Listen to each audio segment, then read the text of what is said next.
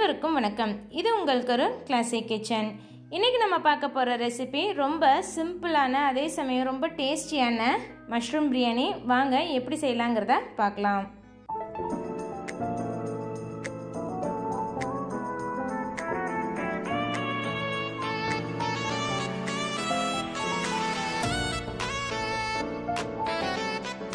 பிரியாணிக்கு நான் இன்றைக்கி சீரக சம்பா அரிசி எடுத்திருக்கேங்க. 1.5 கப் அளவு எடுத்திருக்கேன். கிட்டத்தட்ட 400 கிராம் அரிசி.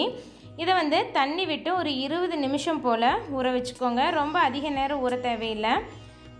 அரைக்கிறதுக்கு 1 கப் அளவுக்கு சின்ன வெங்காயம், 10லேருந்து 12 பல் பூண்டு, 2 இன்ச் அளவுக்கு இஞ்சி, 1 கைப்பிடி புதினா தலையும் 1 கைப்பிடி அளவுக்கு கொத்தமல்லி தலையும் சுத்தம் பண்ணி சேர்த்திக்கலாம்.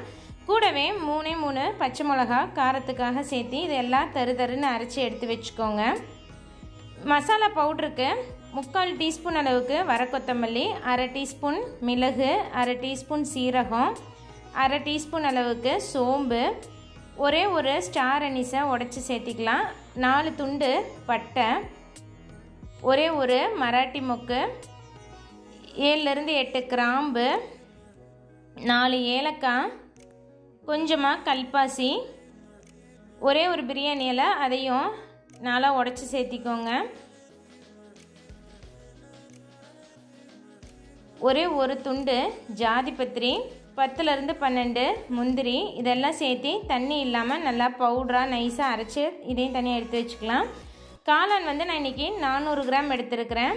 நீங்கள் எந்த அளவுக்கு அரிசி போடுறீங்களோ அந்த அளவுக்கு காளான் போட்டிங்கன்னா நமக்கு பிரியாணி நல்லா டேஸ்ட்டாக கிடைக்கும். சுத்தம் பண்ணி அதையும் கட் பண்ணி எடுத்து வச்சாச்சு. இப்போ குக்கரில் 2 டேபிள் ஸ்பூன் போல் நெய் சேர்த்திக்கோங்க.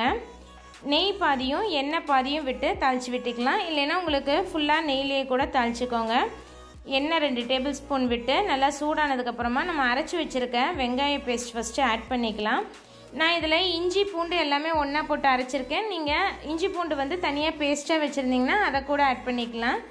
இதோட பச்சை வாசம் போகிற வரைக்கும் நல்லா வதக்கி விட்டுக்கோங்க. அது வதங்கி வந்ததுக்கப்புறமா நம்ம அரைச்சி வச்சுருக்க மசாலா பவுடர் ஆட் பண்ணிக்கோங்க. மசாலா பவுடர் ஆட் பண்ணால் கொஞ்சம் அடியில் பிடிக்கும். ஏன்னா நம்ம முந்திரி சேர்த்து அரைச்சிருக்கோம். அதனால் அடியில் பிடிக்காமல் நல்லா கலந்து விட்டுக்கோங்க. சிம்லேயே வச்சு இதை வதக்கி எடுத்துட்டு இதுக்கு தேவையான பொடிகள்லாம் ஆட் பண்ணிக்கலாம்.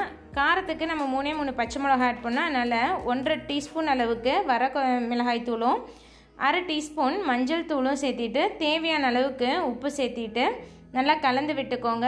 உங்களுக்கு உப்பு மறுபடியும் டேஸ்ட் பண்ணிவிட்டு தேவைன்னா கூட ஆட் பண்ணிக்கலாம்.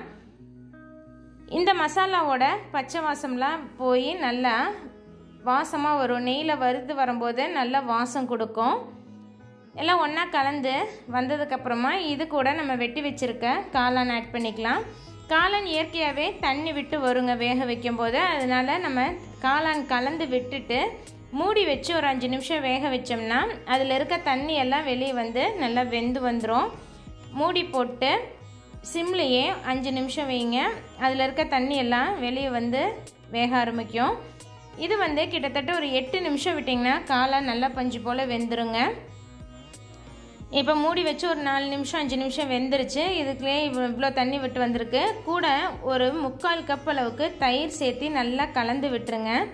நம்ம இன்றைக்கி தேங்காய் பால் வேணுன்னா ஆட் பண்ணிக்கலாம், இல்லைன்னா தயிர் ஆட் பண்ணிக்கலாம். நான் இன்றைக்கி தயிர் ஆட் பண்ணுறேன். உங்களுக்கு தேங்காய் பால் வேணும்னா நீங்கள் தேங்காய் பால் கூட ஆட் பண்ணிக்கலாம். கலந்து விட்டு இதை மறுபடியும் ஒரு 2லேருந்து 3 நிமிஷம் மூடி வச்சு வேக வச்சிங்கன்னா மீதம் இருக்க தண்ணி பூரா வெளியே நல்லா வெந்து வரும். பார்த்திங்கன்னா நம்ம தண்ணியே ஆட் பண்ணல. ஆனால் மசாலா நல்லா தண்ணியாக இருக்குது பாருங்கள். இது காளானில் இருக்க தண்ணி பூரா வெளியே வந்துருச்சு. நல்லா கலந்து விட்டுக்கோங்க. அடியில் பிடிச்சிருந்ததுனாலும் நீங்கள் எடுத்து விட்டிங்கன்னா கலந்து விடும்போது அது வந்துருங்க. இப்போ சாப்பாட்டுக்கு அளவாக தண்ணி விட்டுக்கலாம். நான் 1.5 கப் அளவுக்கு அரிசி எடுத்திருக்கேன். ரேஷியோன்னு பார்த்தா 1.5க்கு 3 கப் அளவுக்கு நம்ம தண்ணி விடணும். ஆனால் நம்ம ஏற்கனவே தயிர் ஆட் பண்ணியிருக்கோம். காளான்லேருந்தும் தண்ணி விட்டு வந்திருக்கு. அதனால நான் இன்றைக்கி 2.5 கப் அளவுக்கு மட்டும் தண்ணி ஆட் பண்ணிக்கிறேன். 2.5 கப் தண்ணி ஆட் பண்ணிங்கன்னா மீதம் இருக்க தண்ணி கண்டென்ட் நமக்கு தயிர்லேயும் காளான்லேருந்து தண்ணியும் கணக்காக போயிருங்க. அரிசி சீரக சம்பா அரிசிக்கு 1க்கு 2 தண்ணி கணக்கு. நல்லா இது கொதி வர்ற அளவுக்கு மூடி வச்சு இந்த மாதிரி நுரைச்சி கொதித்து வர்றப்ப நம்ம ஊற வச்சுருக்க அரிசியை தண்ணி சுத்தமாக வடிச்சிட்டு உள்ளே சேர்த்துக்கோங்க. கொஞ்சம் கூட தண்ணி இல்லாமல் அரிசியை மட்டும் கழிஞ்சிட்டு வடித்து சேர்த்திக்கலாம். நல்லா கலந்து விட்டுருங்க. இந்த ஸ்டேஜில் நீங்கள் உப்பு காரம் செக் பண்ணிக்கலாம்.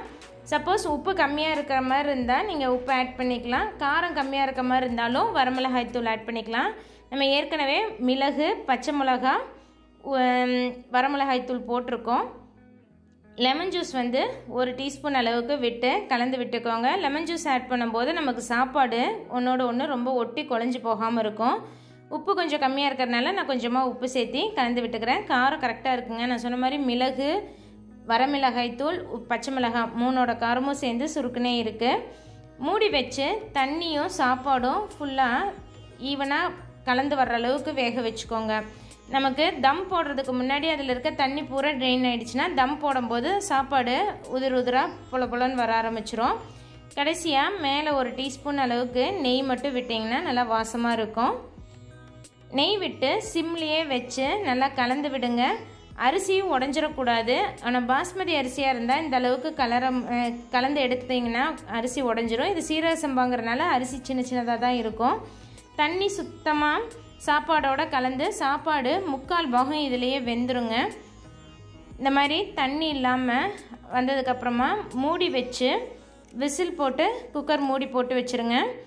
அடுப்பில் டைரெக்டாக குக்கர் வைக்காமல் ஒரு தோசை தவா வச்சு அதுக்கு மேலே நம்ம குக்கர் வச்சுக்கலாம். தோசை தவா வச்சதுக்கப்புறம் அடுப்பு ஃப்ளேம் வந்து ஹையில் வச்சுக்கோங்க. 10 நிமிஷம் போல் தம் போட்டு ஒரு 20 நிமிஷம் ரெஸ்டிங் டைம் விட்டுருங்க. விசில் ஃபுல்லாக அடங்கினதுக்கப்புறமா ஓப்பன் பண்ணி பார்த்திங்கன்னா அருமையான மஷ்ரூம் பிரியாணி ரொம்ப சுலபமாக அதே சமயம் சீக்கிரம் ரெடி ஆகிடுங்க.